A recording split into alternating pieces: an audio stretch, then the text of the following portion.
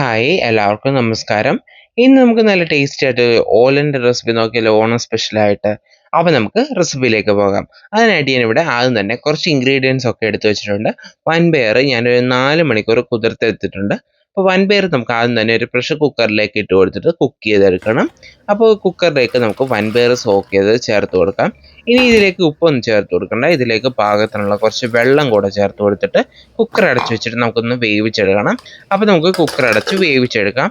അപ്പോൾ ഇതുപോലെ കുക്കർ അടച്ച ശേഷം മീഡിയം ഫ്ലെയിമിൽ ഒരു വിസിൽ വരുന്നവരെയാണ് കുക്ക് ചെയ്തെടുക്കുന്നത്. ഇതുപോലെ ഒരു വിസിൽ വന്ന് കുക്കറിൻ്റെ കംപ്ലീറ്റ് പ്രഷർ മാറിയിട്ടുണ്ട്. കുക്കർ ഓപ്പൺ ചെയ്യാം. ഇപ്പം നമ്മുടെ വൻപയർ നല്ല പാകത്തിന് കുക്കായി വന്നിട്ടുണ്ട്. ഓവറായിട്ട് വെന്ത് കുക്കായി പോകരുത്. മത്തങ്ങയും കുമ്പളങ്ങയും പച്ചമുളകും ഞാനിവിടെ അരിഞ്ഞെടുത്ത് വെച്ചിട്ടുണ്ട്.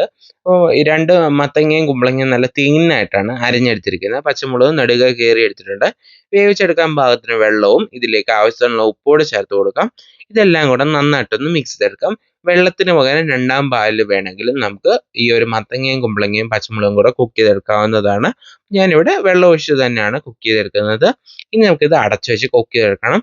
മീഡിയം ഫ്ലെയിമിൽ വെച്ച് കൊടുത്ത ശേഷം നമുക്കൊരു 10 മിനിറ്റ് നന്നായിട്ടൊന്ന് കുക്ക് ചെയ്തെടുക്കണം.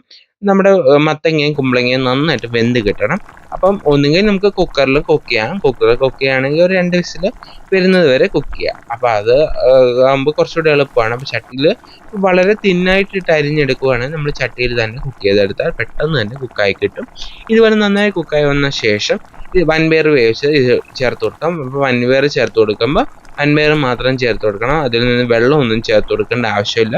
അപ്പോൾ അതിൽ നിന്ന് 2 ടേബിൾ സ്പൂണാണ് ഞാൻ കുക്ക് ചെയ്തത് ചേർത്ത് കൊടുത്തിരിക്കുന്നത്. ഫ്ലെയിം ഓഫ് ആക്കിയ ശേഷം ഇതിലേക്ക് 1ാം പാല് ചേർത്ത് കൊടുക്കുക. നല്ല കട്ടിയുള്ള 1ാം പാല് ചേർത്ത് കൊടുക്കുക. എല്ലാം കൂടെ നന്നായിട്ടൊന്ന് മിക്സ് ചെയ്തെടുക്കുക. 1ാം പാല് ചേർത്ത് കൊടുത്ത ശേഷം തിളപ്പിക്കരുത്. അപ്പോൾ തേങ്ങാപ്പാൽ പിരിഞ്ഞു പോകും. അപ്പോൾ അതുകൊണ്ട് തന്നെ 1ാം പാല് ഫ്ലെയിം ഓഫ് ആക്കിയ ശേഷം നമുക്ക് ഒഴിച്ചു കൊടുക്കണം. അപ്പോൾ ഇതിലുള്ള പച്ചമുളകെല്ലാം ഞാൻ അങ്ങ് എടുത്ത് മാറ്റിയിട്ടുണ്ട്. അപ്പോൾ ഇതിലേക്ക് നമുക്ക് കുറച്ച് പച്ച കറിവേപ്പിലയും അതുപോലെ തന്നെ കുറച്ച് നല്ല വെളിച്ചെണ്ണയും കൂടെ ചേർത്ത് കൊടുക്കാം. അപ്പോൾ ഇതിലേക്ക് വെളിച്ചെണ്ണയും കറിവേപ്പിലയും ചേർത്ത് കൊടുത്തിട്ടുണ്ട്. ഇനി നമുക്ക് കുറച്ച് സമയം ഇത് അടച്ച് മാറ്റി വെക്കണം. അപ്പോൾ വെളിച്ചെണ്ണയുടെയും കറിവേപ്പിലയുടെയും ഒക്കെ നല്ല ഫ്ലേവർ ആ ഓയിലിലേക്ക് ഇറങ്ങണം. അപ്പോൾ ഒരു 30 മിനിറ്റാണ് ഞാനിവിടെ അടച്ച് വയ്ക്കുന്നത്. 30 മിനിറ്റിന് ശേഷം നമുക്ക് ലിഡ് ഓപ്പൺ ചെയ്യാം. എന്നിട്ട് ഇതെല്ലാം കൂടെ നന്നായിട്ട് മിക്സ് ചെയ്തെടുക്കാം. പലതരം ഓലൻ റെസിപ്പികളുണ്ട്. കുമ്പളങ്ങ തന്നെ ഇട്ട് ഓലൻ വെക്കാം, അല്ലെങ്കിൽ കുമ്പളങ്ങയും വൻപയറും കൂടെ ചേർക്കാം, അല്ലെങ്കിൽ മത്തങ്ങയും കുമ്പളങ്ങയും വൻപയറും കൂടെ ചേർക്കാം. അങ്ങനെ പല ടൈപ്പ് ഓലനുണ്ട്. അപ്പോൾ എന്തായാലും നിങ്ങൾ ഈ ഓണത്തിന് ഈ ഒരു ഓലൻ്റെ റെസിപ്പി ഒന്ന് ട്രൈ ചെയ്ത് നോക്കണേ. അതിനുശേഷം ഫീഡ്ബാക്ക് തരാനായിട്ട് മറക്കരുത്.